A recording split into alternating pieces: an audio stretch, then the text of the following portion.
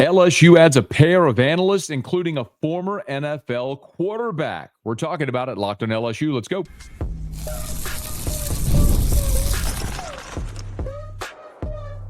You are Locked On LSU, your daily podcast on the LSU Tigers. Part of the Locked On Podcast Network, your team every day. Okay, let's get it. It is Locked on LSU, your team every day. I'm your host, Matt Moscona. Thanks so much for making it your first listen. We're free, available wherever you get podcasts, of course, on YouTube as well. So please subscribe. And as always, one of the fastest ways to help us grow is by leaving your comments below. Today's episode is brought to you by Game Time. Download the Game Time app, create an account, use the code LOCKEDONCollege for $20 off your first purchase. We know the LSU spring practice dates. We'll get to that here in just a bit. A 2026 blue chip defensive lineman has decommitted from LSU. We'll tell you who and why. Let's start, though, with a few new additions to Brian Kelly's staff. And what's interesting is that we know the on-field staff is complete. LSU added Alex Atkins as the tight ends coach and the run game coordinator. So he replaces Slade Nagel, who left to go be the offensive coordinator at Houston. That much we knew. But what I think is one of the really interesting storylines that has developed here in this offseason is how much turnover there has been on Brian Kelly's support staff. And a lot of times those aren't the types of hires or the type of coaching changes or movement that gets a lot of attention. But I do think it's relevant in this offseason in particular for one primary reason, and it's something we've talked about a lot here. If you're an everydayer, thank you for that. You've heard me say it. It's revenue share. And so remember, what revenue share means is that schools can now take a portion of the money they bring in and give it to the players. That number is about $20.5 million. So if LSU has an annual revenue of $200 million and $20.5 million of that is going to players, that means that $20 million that LSU had allocated in different spots is no longer available. So you have to tighten the belt. And I think what we've seen in certain spots, some more publicly than others, is evidence of that. Look, I mean, this offseason, we have seen the LSU support staff be reduced. We talked about it last week. Jazz Smith, who was the operations director, is no longer at LSU. We saw Jacoby Stevens, Nick Brissett, who were support staff members at LSU, former Tigers, let go. Beth Rex left the LSU football program. I mean, she was Brian Kelly's right hand. The chief of staff was her title. She left and wasn't replaced. Austin Thomas has taken over more roles. Now, I'm not saying all these people were definitively let go for that reason, but I think in some instances that was part of it, and certainly maybe a decision not to replace people has been part of it. For example, we talked about Jazz Smith, who was the director of operations, being let go. As I understand it, LSU is not replacing her role directly. So those responsibilities will be divvied up with people in-house. And I do think part of that is revenue share, which is why it's interesting that we continue to see support staff members as analysts added to LSU staff. And I think that shows where the priority lies. Now, but before I keep going further there, let me not waste any more time. Let me tell you about the two coaches that LSU added. So there are two, an offensive analyst and a defensive analyst. The name you'll know is Tim Rattay. So if you're a football fan from Louisiana and you've been around for a minute, you'll remember Tim Rattay. He was a record-setting quarterback at Louisiana Tech, played 8 professional seasons, most of them with the San Francisco 49ers. He did also play in the UFL for the Las Vegas team in the United Football League. And then immediately began his coaching career thereafter. And most recently has been the quarterback's coach at Oklahoma State since the year 2020. So the past 5 seasons at Oklahoma State, Tim Rattay is joining LSU staff as an offensive analyst. And then the defensive analyst that LSU has added is Noah Joseph. So Noah Joseph, this is an interesting one. He played collegiately at Drake, 3 seasons as a grad assistant, then started his coaching career, and he has seen a lot from Montana State to Eastern Illinois to North Texas to Indiana. He was a co-defensive coordinator at Rutgers, spent a couple of years as an analyst at Missouri before joining Purdue as their general manager. Left Purdue to become the GM at East Carolina. That was just in December, like 2 months ago, less than 2 months ago. The end of December, he left Purdue for East Carolina. And before he ever spent really, was there less than 2 months and is already now joining the LSU staff. So this is a guy who throughout his career has been a coach on the field. Most recently was the GM at Purdue for 2 seasons, left there to be the GM at East Carolina. And before he ever filled that role, he's now back coaching at LSU, which shows you certainly a guy who's been in the coaching profession for a quarter century where he wants to be, which is coaching, not so much in a quote unquote front office role. So let's talk about why both of these maybe make sense a little bit. We'll start with Tim Rattay.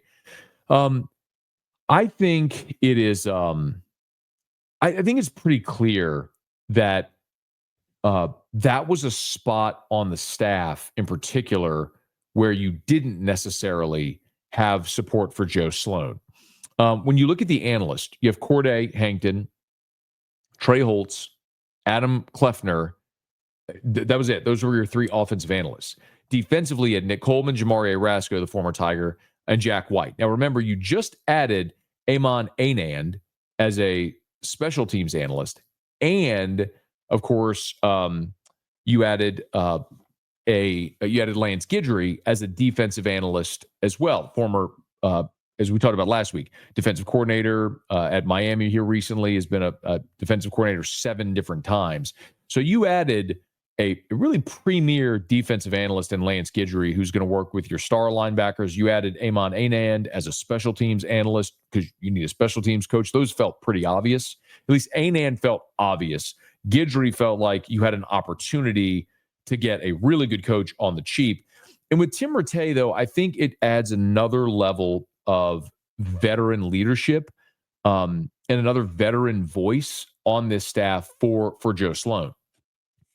LSU lost some of its more experienced analysts off the staff here in this offseason. So when you look at Tim Rattay's journey here through coaching, he, after his playing career ended, he joined the Las Vegas Locomotives of the UFL and then went to Louisiana Tech from 2013 to 2018, where he worked with Joe Sloan. So that really is I think, part and parcel with why this happened. You have a guy who played quarterback at extremely high level, who worked with Joe Sloan, and also has been a quarterback's coach at the Power 5 level, now the Power 4, for the last 5 years at Oklahoma State, where he coached Spencer Sanders for 3 of those years at Oklahoma State, then was with Bowman Alan Bowman in 2023. And then, look, this year was a very bad year for Oklahoma State. They went winless in the Big 12. But Rattay is a guy that Joe Sloan knows, can bounce ideas off of, that knows quarterback play. And we're going into a year where LSU has got to maximize Garrett Nussmeier. So if Sloan has someone he can lean on that he's coached with, that adds another support system and layer there for Nussmeier, and a guy who not only played collegiately at a high level. Remember, when Tim Rattay's playing career ended, he was number 2 in NCAA history in passing touchdowns, and number 2 in passing yards, and number 2 in NCAA total offense. He had 12,618 yards of total offense when his career finished. So Tim Rattay played at a high level, but then also was an NFL quarterback for nearly a decade. So watching film, scouting, preparation, all that stuff. And I understand Garrett Nussmeier's dad is an NFL quarterbacks coach right now, but the point is, it's another resource for Garrett Nussmeier on staff in a year where you have to have him kind of go kaboom. So Tim Rattay makes a ton of sense there. And then when you look at Noah Joseph, that's another guy when we're talking about a veteran defensive analyst on the staff, along with Lance Guidry, a guy that's been a co-defensive coordinator, that's coached in the Power Five, coached in the SEC when he was at Missouri for a couple of years as a defensive analyst. So you're adding the way that I keep looking at how LSU is adding these staffers, I keep looking at they're effectively getting really good coaches on the cheap.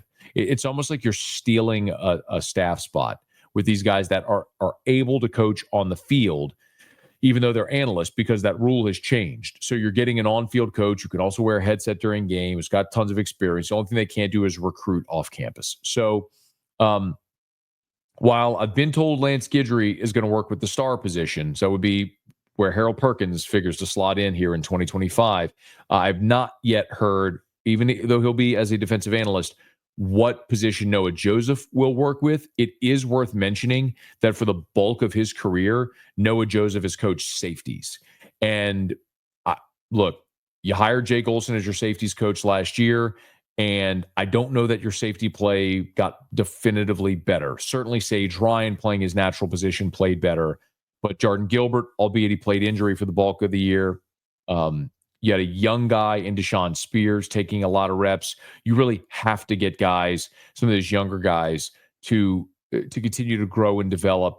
So you got a guy that's got 25 years of coaching experience, primarily coaching safeties. That's probably where he's going to slot in. And if you think about it, that was also a spot where Jacoby Stevens, when he was working on the field, was working with as well, safeties and linebackers. So you get a more veteran coach, primarily will work with safeties again. It's a guess on my part that's where Noah Joseph will slot in. But 2 new analysts added to LSU staff.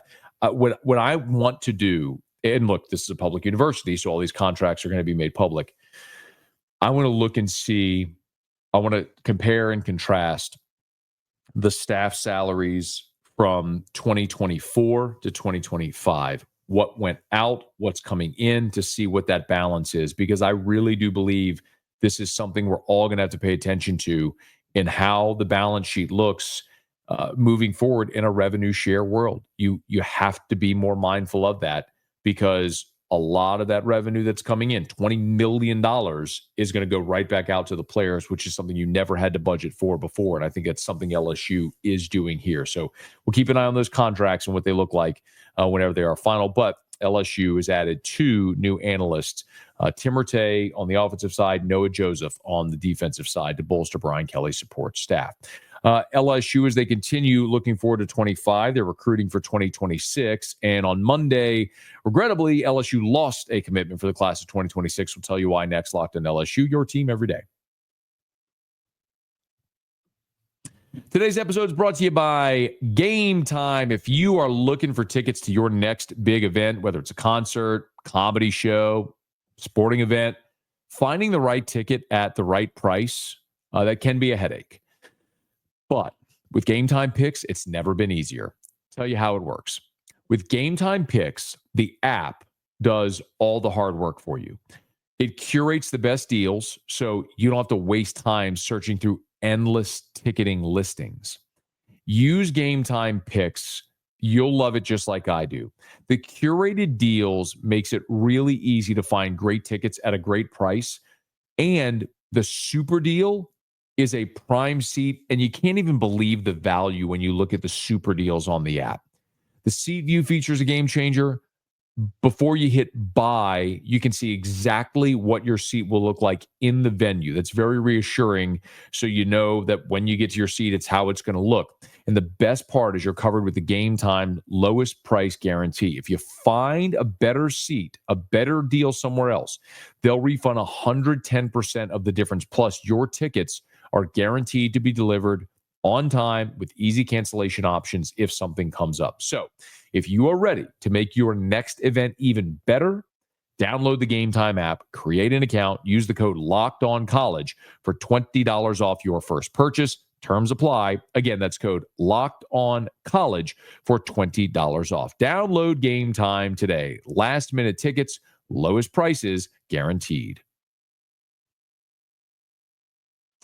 LSU had a massive recruiting weekend, their junior day over the weekend, which we chronicled in our previous episode. Always encourage you to go check that out if you missed it, where you had the top three uncommitted prospects from the state of Louisiana on campus, some huge 2027 prospects as well, including guys you had committed for 2026, like Aiden Hall and Richard Anderson, but conspicuously absent was Jerylan McCoy. Jerylan McCoy is a 2026 defensive lineman out of Tupelo, Mississippi.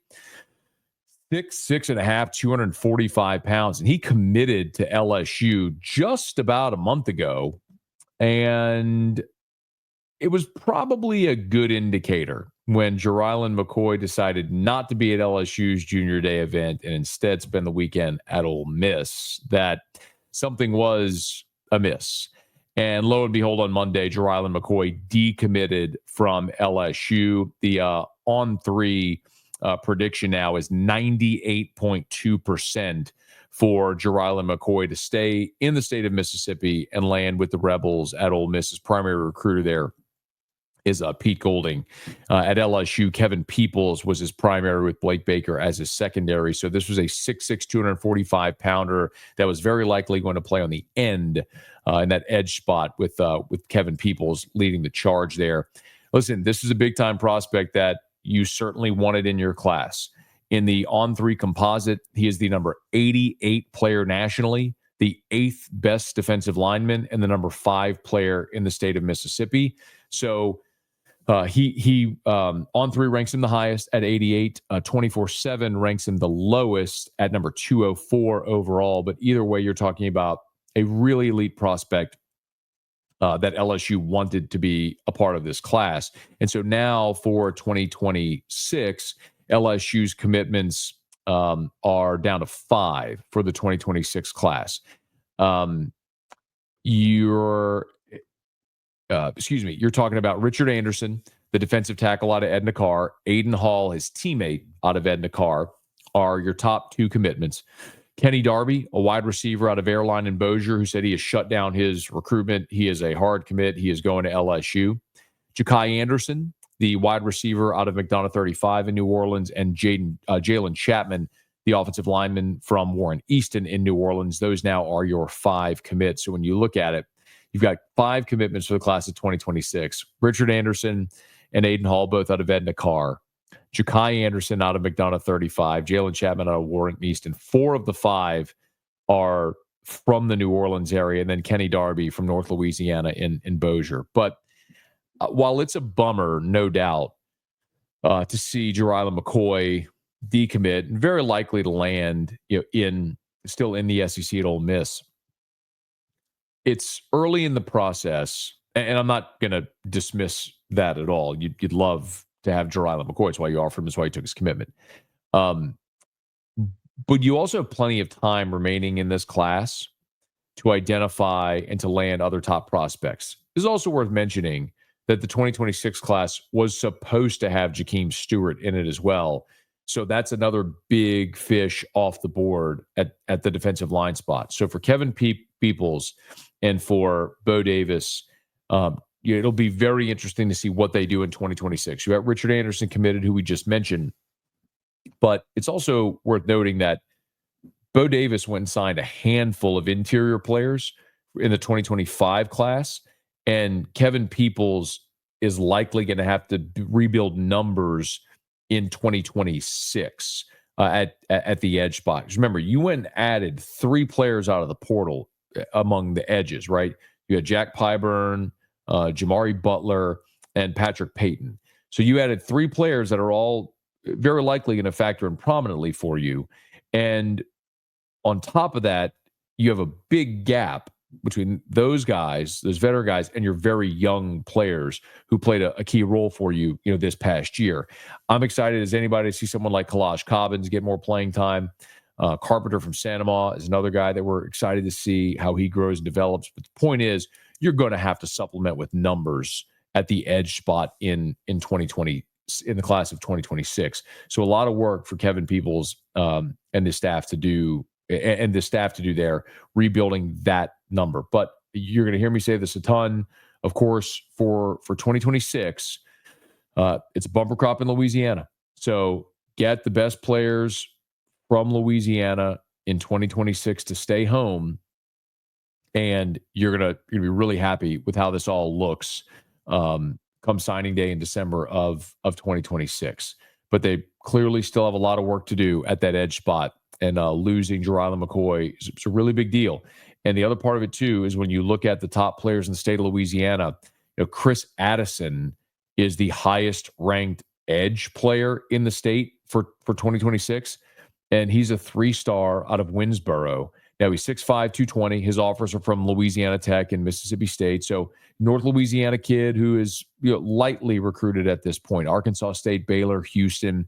But it may be one of those things that as he plays out his senior year could very well continue growing, developing, and could maybe elicit some bigger offers. But all that to say, as of right now, that's a spot where you don't see a really dominant player in state. So if you are going to supplement that position in 2026, it's very likely going to have to be with out-of-state guys, similar to what you had to do in 2025, in the 2025 as well. You went and got Damian Shanklin out of Indiana. So you have a gap there, and you're going to have to start to build numbers through the high school ranks so they can do it. But unfortunately, it appears it won't be with Jerron McCoy out of Tupelo, who instead will stay very likely. He's not committed to Ole Miss, but it's very likely that he's going to flip from LSU to Ole Miss. We'll wait on that announcement. Okay, we'll knock out a quick break. We have an announcement on LSU's spring practice dates. We'll do that to wrap up next. Locked on LSU, your team every day.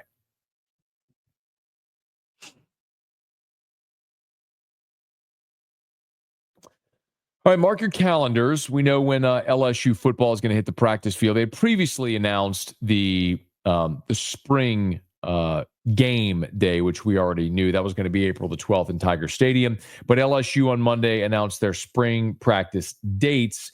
They'll open up on Saturday, March the 8th, with the 15 practices taking LSU all the way through those 6 weeks and culminating in the spring game on April 12th.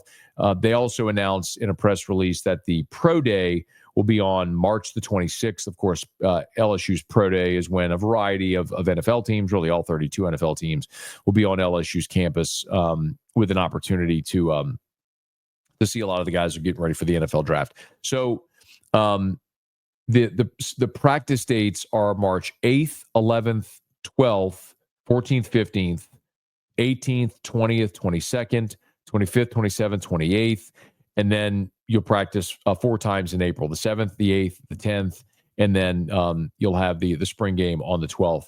So usually what you see is they take that break for the week of spring break. So you do see that break there from March 28th until April 7th. Not that any of this really matters tremendously. Just understand that it's going to be about 15 practices over about 6 weeks. They start on Saturday, March 8th, and they'll finish on Saturday, April the 12th with the National L Club spring game. And as we get closer to that, we'll talk much more about the biggest storylines in spring. But if you wanted me to check off a few of them right now, it's pretty easy to identify what those storylines are. Obviously, offensive line is going to be massive. You're replacing 4 starters. You're going to have those transfers on campus with Braylon Moore and Josh Thompson. I don't think anybody's winning a starting job in spring ball, but what will be decided in spring ball is how you start fall camp. 3 weeks of fall camp before you're full board getting ready for Clemson. Who's the first unit out there in fall camp? That will be decided in spring.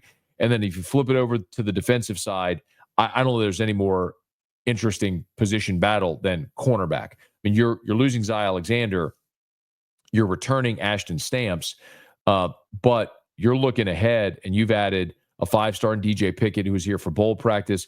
You've added Jakeem Jackson, the transfer from Florida. You added the cornerback in Mansour Delane from Virginia Tech. I mean, you've got a lot of bodies there and guys that are expecting to be able to start and play right away for you. Again, nothing's going to be decided in spring practice, but who runs out there the first day of fall camp with the ones, I think that will be decided in spring. And those, I don't know if there's any position battle more interesting. Listen, we're excited to see some of these receivers get on campus and run around. I'm certainly interested to see what happens at safety as well. What about Harold Perkins' recovery from his ACL, Jacoby and Guillory recovering from an Achilles? Did they do anything in spring? Like, all those are interesting conversations that we'll have and see how it all develops. But when you want to talk about the most important offensive line, cornerback, how do those position battles go? That's what I'll be looking at in spring once they run out there and tee it up and kick it off in spring for the first time on March the 8th. Mark your calendars. Okay, y'all, that'll do it for us here for today's episode of Locked On LSU. Thanks so much for making us your first listen. How about now for your second listen? Go check out my guy Chris Gordy at Locked On SEC. You can get it wherever you get podcasts. If you are listening on podcasts, thank you so much. Please subscribe on your favorite podcast app. Rate us, leave a review. If you're on YouTube, smash that like button, subscribe to the channel, hit the bell so you're notified whenever we post a new video, and let a friend know that if they love the Tigers, we got you here every single day for Locked On LSU, your team every day.